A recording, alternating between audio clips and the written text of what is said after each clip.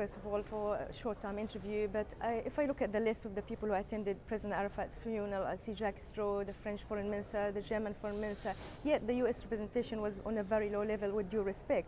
Why couldn't you be there if you want to signal a new era for people in the Middle East?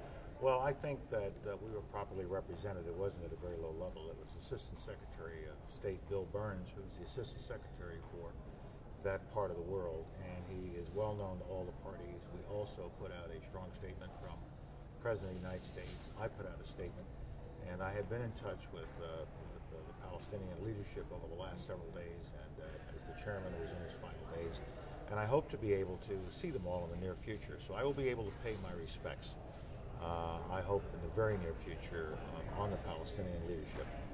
There was talk about you leaving, but would you consider staying now that there is a new chance after Arafat, considering your wealth of experience in the region? Well, set me aside, I'd rather talk about the fact that there is a new opportunity with new leadership now. I know how much Chairman Arafat meant to the Palestinian people.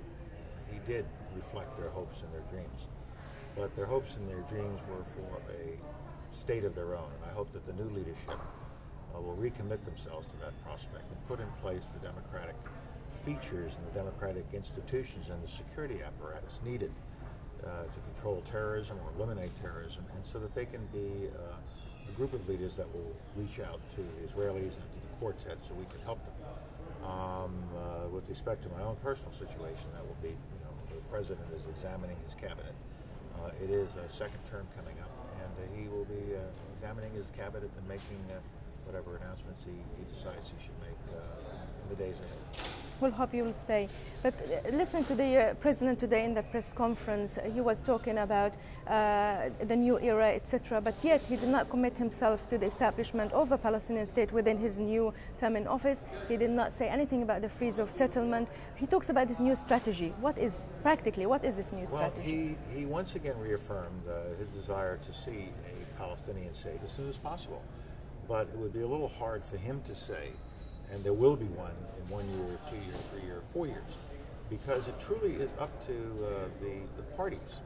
The parties will have to decide this. As the President said, and I think he said this clearly, as did Prime Minister Blair, that we hope that the new leadership of the Palestinian people, PLO and the Palestinian Authority and political movements such as Fatah, we hope they will all come together now and present a unified face to the world, and they put in place stable democratic institutions to be a partner for the Israelis to work with, and challenge the Israelis to come forward and work with them. The President's position on settlement is well known, and he wants to see the end of settlement activity. Talking about Iraq very quickly, the situation in Fallujah, 5 days of heavy fighting, casualties on both sides. Where do you go from there? Is this a clean the city to set up for the election in January? We're not going to stop until the city has been completely cleared of these terrorists and these insurgents, because we cannot move forward toward elections unless the whole country is able to participate in the elections. And we could not have a situation where Fallujah is in the hands of terrorists and insurgents who are doing what? They're setting off bombs to kill innocent Iraqi civilians, innocent Iraqi policemen who are trying to protect their country, trying to bring security to the people of Iraq. There should be no sympathy for these people. They're murderers and they're terrorists. And I'm so pleased that Prime Minister Alawi was prepared to show the leadership necessary for this operation to take place. And I'm pleased at the way the Iraqi forces are behaving, standing alongside and fighting alongside their coalition colleagues. Lives are being lost.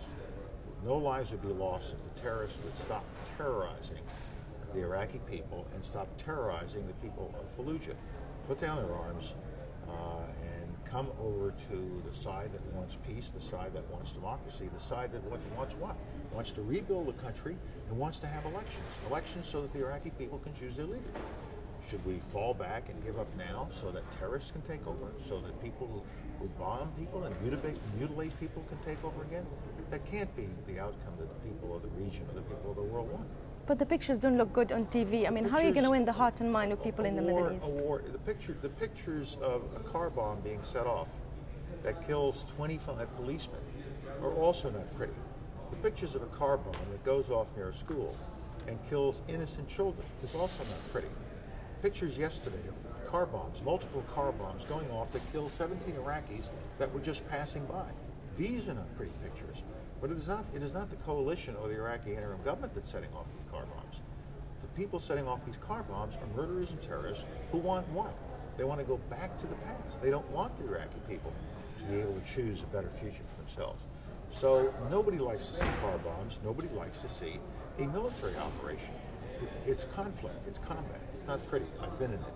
And so we want to get this over with as quickly as possible, because right behind those coalition forces are reconstruction teams, are hospital teams, and ambulances, and food, and humanitarian equipment and supplies to help the people of Fallujah. And so we come to put the city back under government control, and we come to help the people of Fallujah rebuild their homes, rebuild their lives. Must be the quickest interview I ever done. Thank you very much. So I let too many signals. I can't go any further, but thank you.